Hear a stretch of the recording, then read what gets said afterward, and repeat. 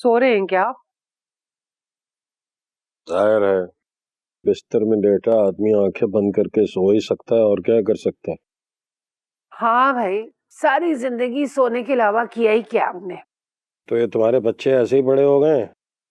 हाँ, ऐसे ही पढ़ लिख गए, बगैर खाए पिए इस तरह जवान हो गए?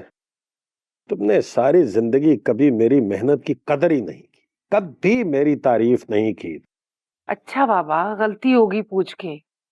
अब जरा उठ के बैठे, मुझे जरूरी बात करनी है। बोलो, सुन रहा हूं मैं। नहीं, उठ के बैठो। अपने दिमाग को हाजिर नाजिर करो जरा। हाँ, बोलो। सुने जमशेद, मुझे लग रहा है कि अम्मा जी ना कामिल के साथ निम्रा का रिश्ता करवाकर खुश नहीं है, बहुत पछता रही है। तो मैं क्या करूं?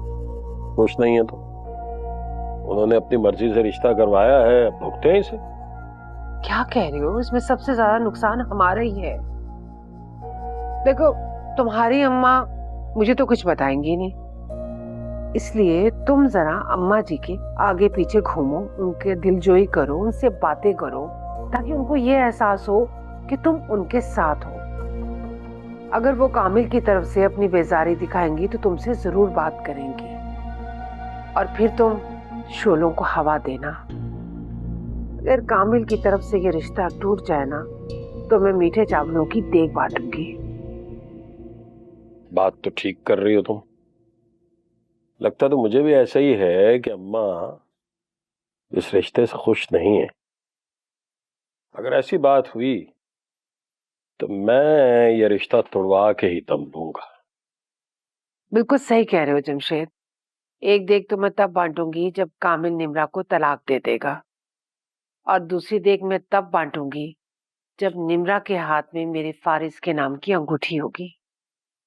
तुम भूल रही हो, फारिस की मंगनी तुम्हारी भांजी से हो चुकी है। अरे बस, ये मंगनी तो नाम की ही रहेगी, शादी तक नहीं पहुंचेगी।